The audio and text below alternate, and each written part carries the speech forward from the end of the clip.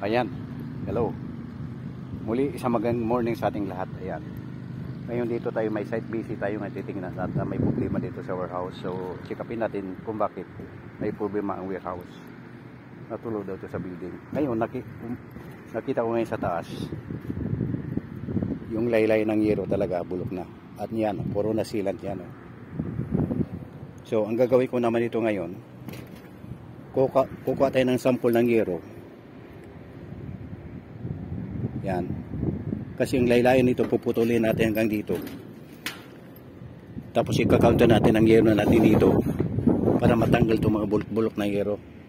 So, ang kailangan natin dito, kukuha tayo ng simprofile ng yero para pag ikatid natin, pareho din ang lapat ng yero.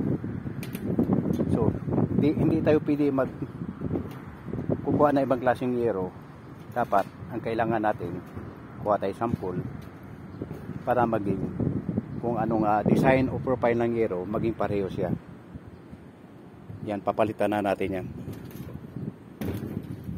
Yung isa cutter naman niya, okay naman siya, stainless steel na makapal na 0.6. Ang problema na talaga dito yung laylayan ng yero, bulok na.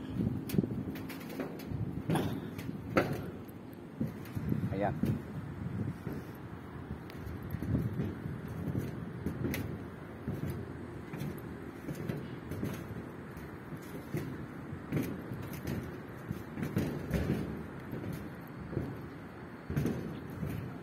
Yan.